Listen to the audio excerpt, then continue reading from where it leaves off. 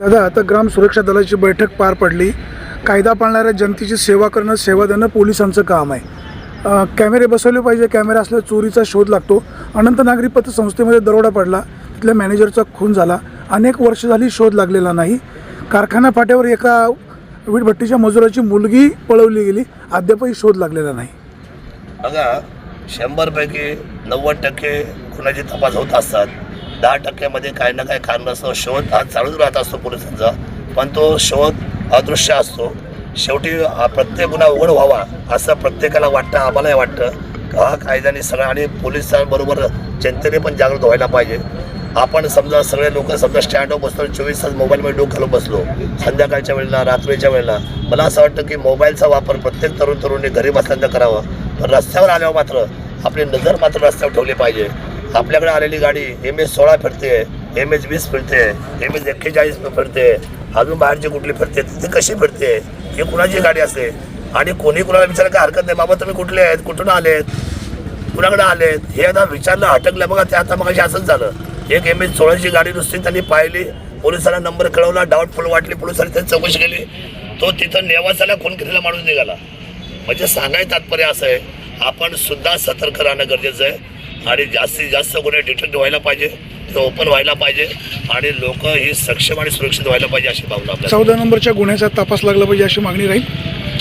14 नंबरचा गुन्हा तपास उघड व्हायलाच पाहिजे.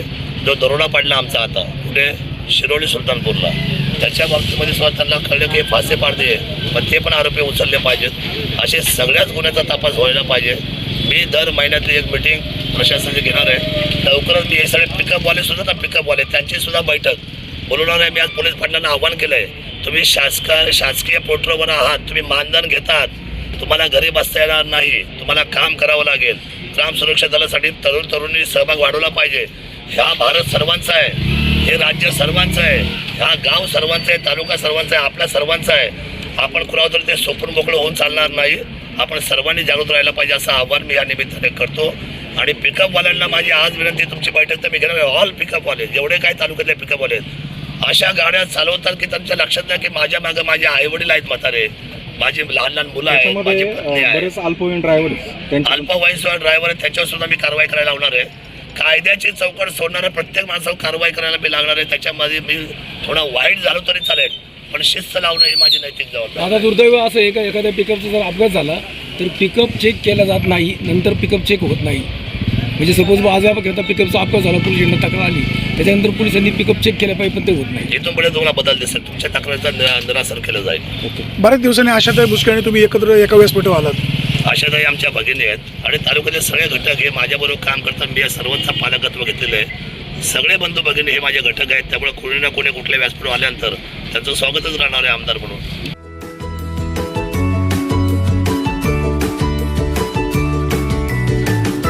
बातम्या शेतीच्या,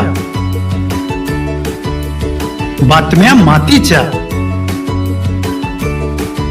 बातम्या अन्यायाच्या, गुन्हेगारीच्या,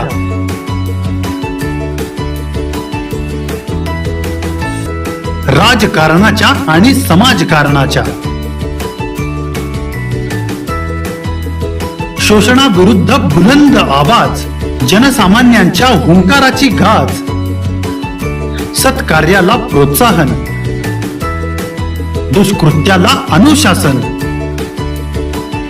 निर्भीड, निस्पृह, सडेतोड, बेधडक आणि रोखठोक म्हणजेच विघ्नहर टाइम्स. शोध बातमीचा, ध्यास सत्याचा. आपलं चॅनल, आपली बातमी. सबस्क्राईब तर कराच, पण बेल आयकॉनवर क्लिक करायलाही विसरू नका.